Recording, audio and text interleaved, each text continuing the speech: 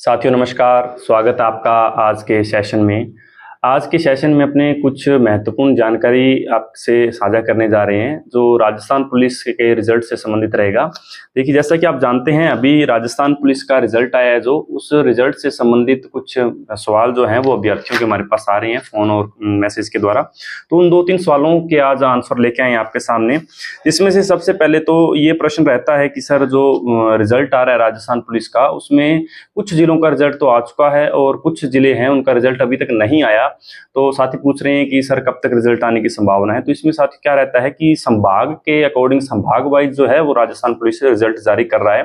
कुछ संभागों का रिजल्ट आ चुका है और कुछ संभागों का भी रह चुका है, जिसके कारण कुछ जिलों का अभी तक रिजल्ट पेंडिंग पड़ा है। तो जिन विद्यार्थियों का अभी तक रिजल्ट नहीं आया तो साथियों वो दो या 3 दिन में आपका रिजल्ट सबका जारी हो जाएगा।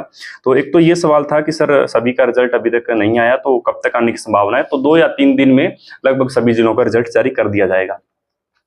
दूसरा सवाल जो साथियों रहता है वो रहता है कि जैसे कि खास तौर पर महिलाओं की तरफ से ये सवाल आ रहा है, जो कि कह रहे हैं कि हमारे सर जो सीटें हैं, जैसे कि किसी जिले में 9 सीटें हैं राजस्थान पुलिस की और उस 9 सीटों महिलाओं के लिए 9 सीटें हैं और 9 सीटों में से सर 6 सीटें भर गई और 3 सीटें खाली रह गई। तो वो सर खाली क्यों रह गई और उन खाली सीटों पर किसका अधिकार होगा, ये प्रश्न पूछे जा रहे हैं।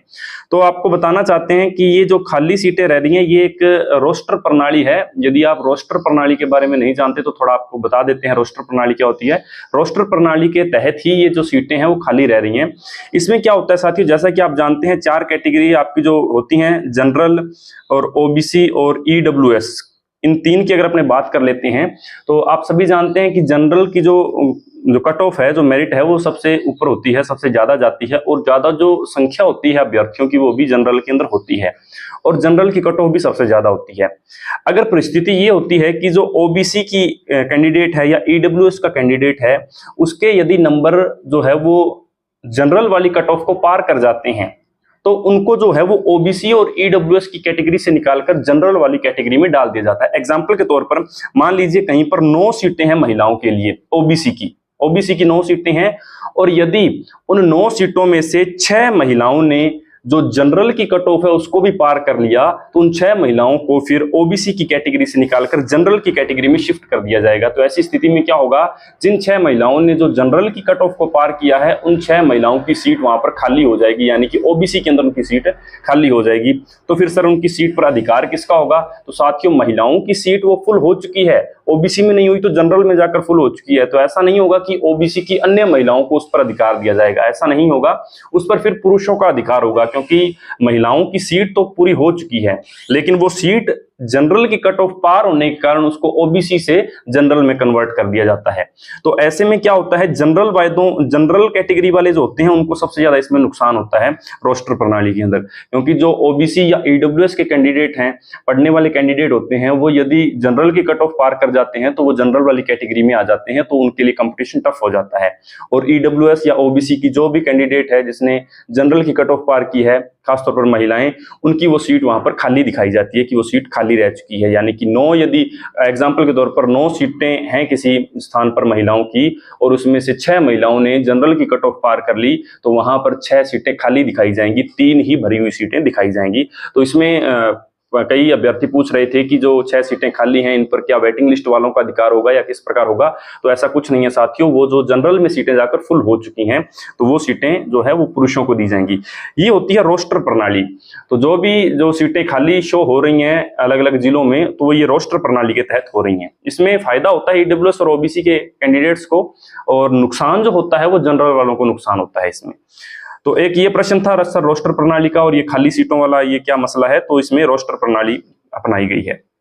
तीसरा जो सवाल आ रहा है, कुछ अभ्यर्थी कह रहे हैं सर हमारा बूंदी जिले से हमने जो है वो एग्जाम दिया है और हमारा 100 नंबर है और 100 नंबर में भी हमारा नहीं हुआ, और कुछ कह रहे हैं सर हमारा झालावाड़ में हमारा 86 नंबर है, हमारा सिलेक्शन हो चुका है।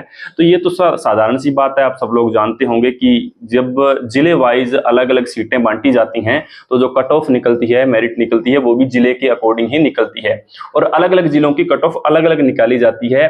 वो डिपेंड करता है कि किस जिले में कितने पद हैं और कितने फॉर्म भरे गए हैं और किस कैटेगरी के अभ्यर्थी उस जिले से जो है वो पेपर दे रहे हैं। मान लीजिए किसी जिले में अभ्यर्थियों की संख्या ज्यादा है, सीटों की संख्या कम है, और उसमें भी अभ्यर्थी जो इंटेलिजेंट अभ्यर्थी हैं वो उस जिले में चले गए, तो उन जिलों की हमेशा मेरिट आपको ज्यादा देखने को मिलेगी। और जहां पर अभ्यर्थियों का जो कंपटीशन है वो कम है, यानी कि फार्म कम भरे गए हैं और सीटें ज्यादा हैं, तो वहां पर आपको कट ऑफ जो है वो कम देखने को मिलती है। तो अलग अलग जिलों की अलग अलग कट ऑफ देखने को मिलती है। जैसे कि बूंदी में जो है वो 100 नंबर वाले का भी सिलेक्शन नहीं हो रहा, क्योंकि वहां पर जो है फॉर्म ज्यादा भरे गए हैं। और जैसे झालावाड़ जैसे जिलों के अंदर जहां पर जो ठीक ठाक रिक्ति पद जो थे वो ठीक ठाक थे और वहां पर फॉर्म भी कम भरे गए, तो इस कारण से 86 नंबर वाले का भी वहां पर सिलेक्शन हो गया। तो ये डिपेंड करता है कि परिस्थितियां क्या थी, कितने फॉर्म भरे गए हैं या फिर वहां पर अभ्यर्थियों की संख्या कितनी है।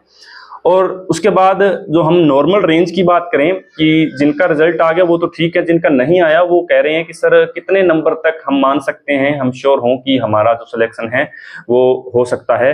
तो वैसे तो जैसा कि बताया अलग अलग जिलों की अलग अलग कट ऑफ निकलेगी, लेकिन फिर भी हम सामान्य आपको अगर आंकड़ा बताएं तो लगभग 86 नंबर से लेकर के 90 या 89, 86 से 90 मान लेते हैं, 86 नंबर से लेकर के 90 नंबर के बीच में जिन अभ्यर्थियों के नंबर बन रहे हैं वो हमारे अकॉर्डिंग अगर ठीक ठाक फॉर्म भरे गए हैं तो वो उनका सिलेक्शन जो है वो श्योर रहेगा। और वैसे कुछ एक जिले हैं जिनमें कट ऑफ काफी ज्यादा जा रही है। तो ये कुछ सवाल आ रहे थे साथियों राजस्थान पुलिस के रिजल्ट से संबंधित, जिसका आज आपको हमने जो है जवाब दिया है।